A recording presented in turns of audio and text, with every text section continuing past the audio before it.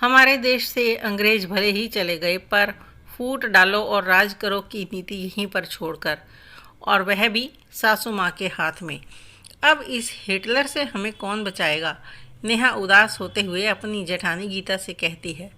बाबूजी बचाएंगे दीदी, और कौन बचाएगा? पूजा कमरे में दाखिल होते हुए कहती है।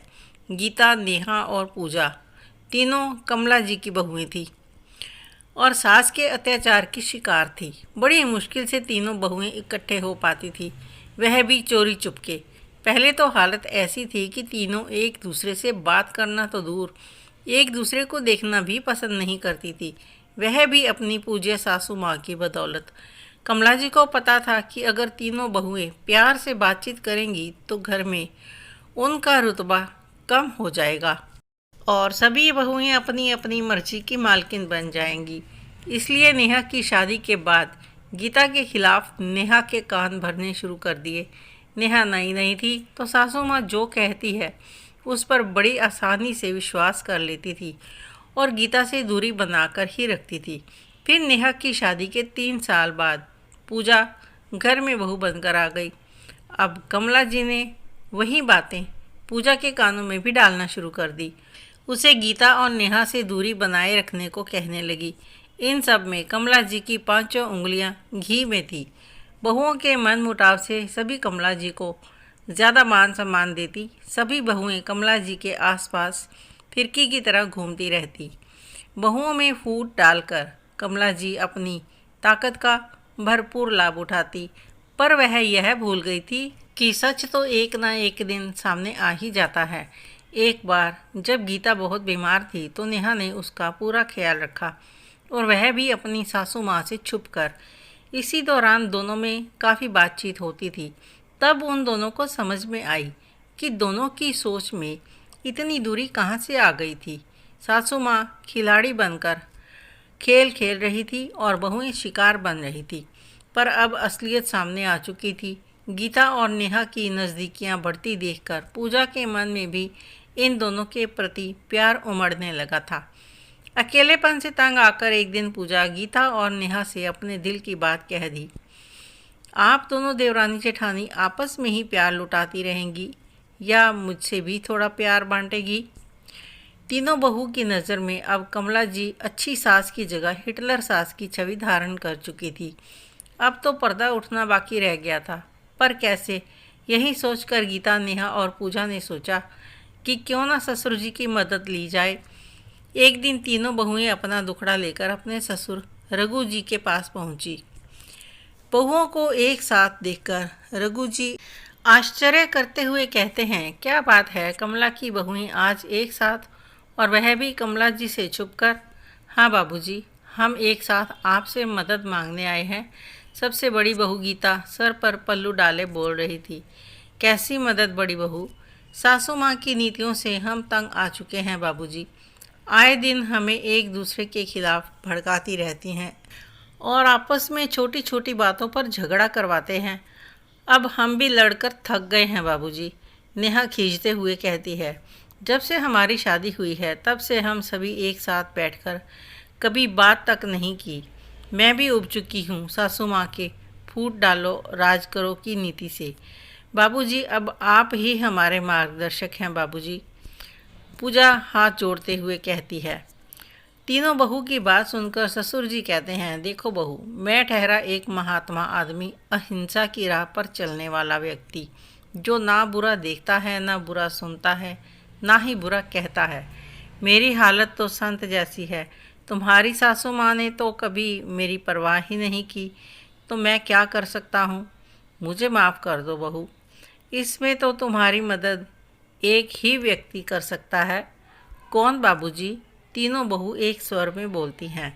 तुम्हारी दादी सास। मुस्कुराते हुए रघु जी कहते हैं। चेहरों पर मायूसी लेकर तीनों बहुएं दादी सास के कमरे की तरफ बढ़ती हैं, जहां लीला जी अपने भगवान की आराधना में लीन बैठी हुई थी। 80 साल की लीला जी आहटों से ही पहचान लेती हैं कि उनके दरवाजे पर कौन आया है। आओ मेरी त्रिदेवियों, आज इस बूढ़ी दादी की याद कैसे आ गई? वह भी एक साथ धीमी मुस्कान के साथ कहती हैं। दादी जी, अब आप ही हमारा इकलौता सहारा हो, आप ही हो जो हमारी मदद कर सकती हैं। गीता पैरों के पास बैठी हुई कहती हैं, कौन सी मदद बहू, सासू माँ से हमें आज़ाद करवा दीजिए। हमें आज़ादी चाहिए दादी माँ, सासू माँ की नीतियों से आज़ादी चाहिए। पूजा दादी का हाथ थामते हुए कहती हैं, कौन सी नीतियाँ और कौन सी आज़ादी बहू, कुछ बोलोगी भी या पहेलियाँ ही बुझाती रहोगी।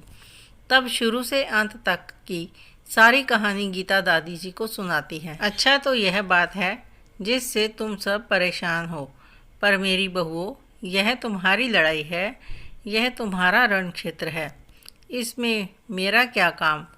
मैं तो सिर्फ मार्गदर्शक ही बन सकती हूँ, जैसे कि श्री कृष्ण महाभारत में बने थे। लड़ना तो तुम तीनों को ही पड़ेगा, पर जैसा मैं कहती हूँ वैसा ही करना। फिर दादी जी ने सभी बहू से कहा, आज से तुम लोग वही करोगी जैसा कि मैं कहूँगी, और अगर तुम्हारी सास पूछे तो कहना कि ऐसा कहने को मैंने कहा है। अब दादी जी के कहे अनुसार सभी बहुएं कमला जी की बातों की हमेशा अवहेलना करके सभी फुर्सत के समय दादी जी के कमरे में बैठ जाती और घंटे भर सभी हंसी मजाक, इधर उधर की बातें, दुख सुख साझा करती रहती। एक दिन अचानक कमला जी कमरे में आ जाती हैं और अपनी बहू पर आंखें दिखाकर सब पर चिल्लाती है। तभी लीला जी गरजते हुए कहती हैं, क्यों रे बहू, मैंने तो तेरे और तेरी जेठानी देवरानियों में फूट नहीं डाली, तो तुम अपनी बहुओं पर फूट डालो, राज करो की नीतियों का उपयोग करती रहती हो। मैंने जितनी आज़ादी तुझे दी है, यह सब उसी का नतीजा है। अच्छा तो यह होता कि मैं तुझ पर शुरू से ही सख्ती बरतती, तो यह नतीजा ना होता। तू कैसी सास है कम्मो, अपने स्वार्थ की खातिर तू सभी बहुओं के मन में एक दूसरे के खिलाफ जहर भरती रहती हो।